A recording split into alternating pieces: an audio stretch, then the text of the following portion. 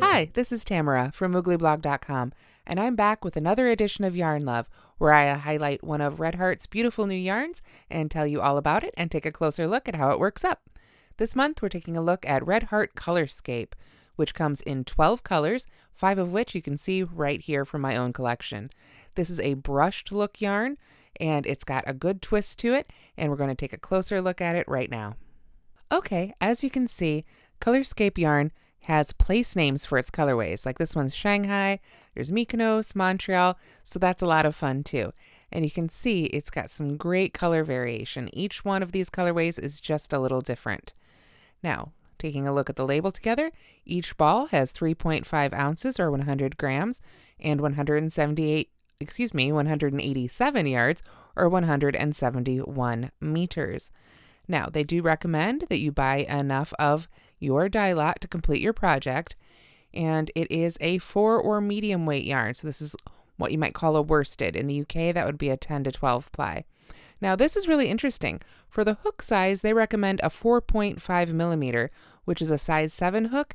This is a hook size that often doesn't have a letter to it. If you're an American crocheter, you might be used to I, G, H, J, K. But this one, 4.5 millimeters, sometimes is called a G+. It's right in between a G and an H.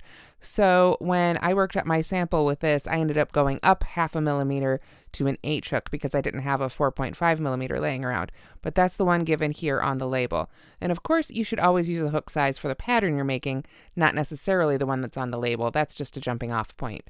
For knitting, they recommend US 8s or 5 millimeter needles.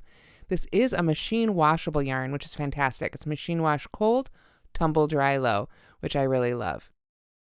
And again, you can see some of the great color changes. Each one is just a little different. Let me pull some out so we can take a look at the individual strand. Okay, I cut off a little bit of this yarn so we can take a little bit closer look at it. You can see it's real fuzzy right here. This is the cut end, or rather a torn end, and it's got lots of little strands here. It does have a twist to it. I noticed as I crocheted with it, I tend to add twist when I crochet, so it was twisting up a little bit, but just letting it relax fixed that. So it does have a little bit of plying or twisting to it, but the brushing is so thorough for this yarn and it's so fuzzy that you really don't have any of it coming apart. It doesn't deply, the little strands don't come apart while you're working with it for crochet or knitting.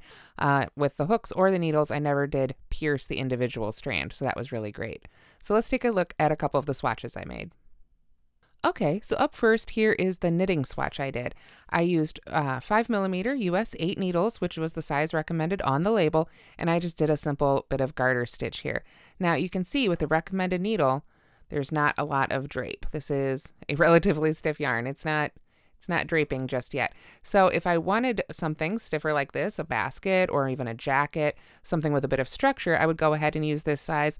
If I wanted something drapier, I would definitely move up in the hook or needle size. And that's what I've done when I've designed projects with this yarn, although those have both been crochet. Now I'll take just a few stitches here so you can see how it works up. Now, as I mentioned just a few moments ago, I didn't find myself splitting the yarn at all with the needles. That said, this yarn doesn't have a whole lot of stretch built into it. I forgot to mention what it's made of. We skipped over that part. Let me find the part on the label here. There it is, 100% acrylic. So knowing that, you'll know it doesn't have a whole lot of stretch itself built in, and the sort of roving plied feel to it doesn't have a lot of stretch either. So you might find it a little bit more difficult to knit this one than to crochet it. At least that was the case for me. But then I'm primarily a crocheter, so I've got my own biases there as well. So you can see it slides on the metal needles really well. And if I set that aside and pull up my crochet swatch here, I used obviously a wooden hook. This one's by Furls. And like I said, this one's the H hook, the 5 millimeter, not the 4.5 recommended on the label, but it was as close as I had.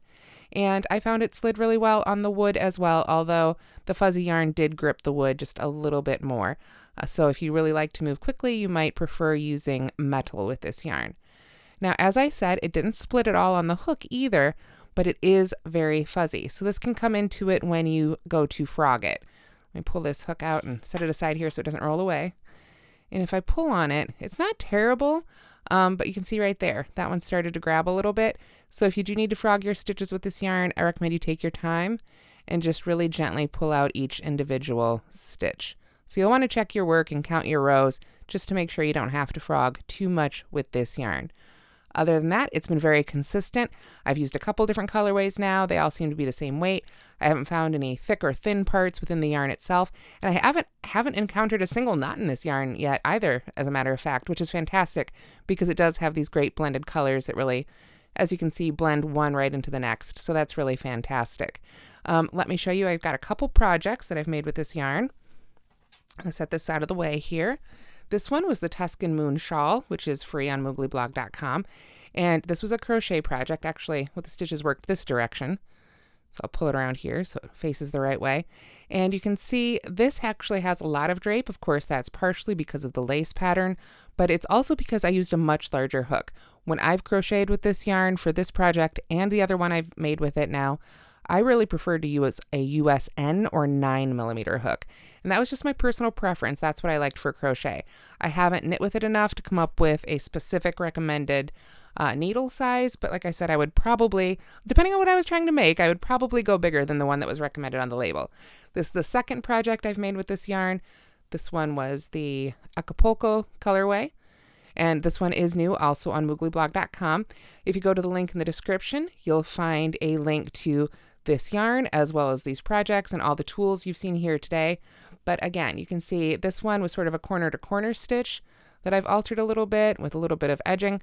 But again, this was made with the N hook and it got that really nice soft drape. And although again, I made sort of a lacy pattern, you can see it's not too open.